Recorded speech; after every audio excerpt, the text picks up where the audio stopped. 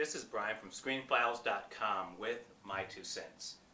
What I want to talk about today is that Fox is doing a reboot of sorts with the X-Men franchise for Marvel.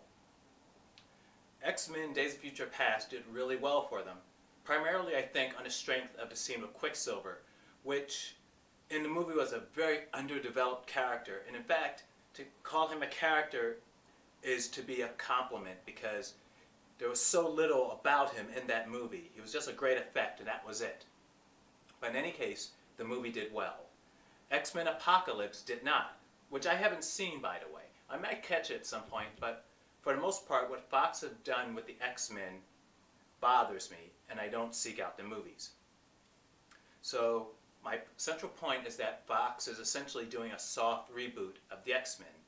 And this is interesting because you have to keep in mind something, that Fox entered the picture with the strongest characters at the time that Marvel possessed. The X-Men were huge, certainly bigger than Captain America, certainly bigger than Iron Man, and certainly bigger than Thor, and the Hulk, and Black Widow.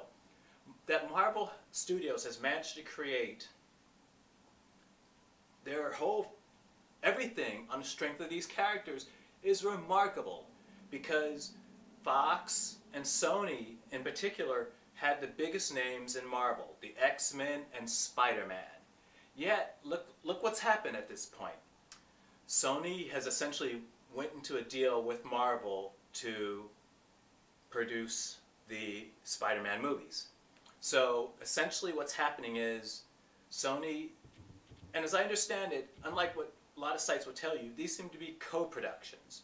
So Marvel's producing. Now, in terms of who's paying for it, I don't really know. It may be Sony paying for it. It may be half and half. I have no idea. But it makes no sense that Marvel is producing those movies for Sony, and all they earn from doing so is getting the right to use Spider-Man again. That is silly. Reason being, Marvel doesn't need Spider-Man, so it makes no sense. So Marvel's now working with Sony. Marvel Studios is now working with Sony. And now the X-Men franchise is floundering. And it's floundering for one reason in particular. They don't understand the characters. I repeat it, and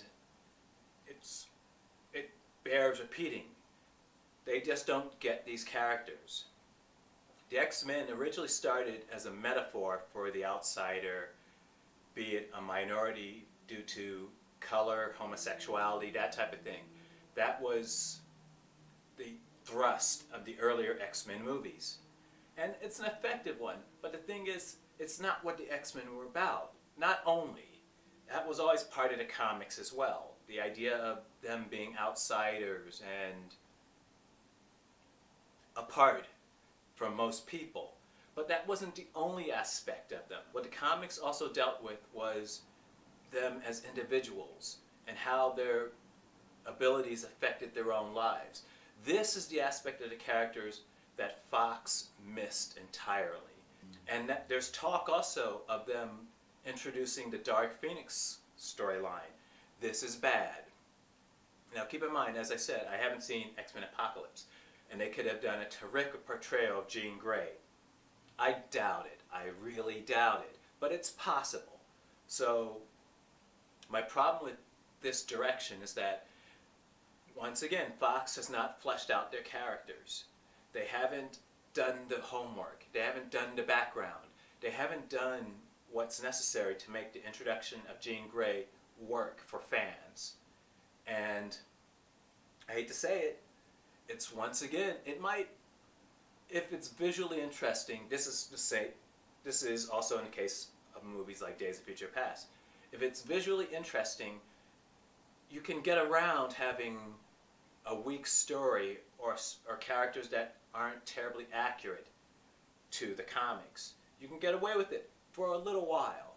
It catches up to you though, like with X-Men Apocalypse. It catches up to you. Is Fox going to do well? No, not really.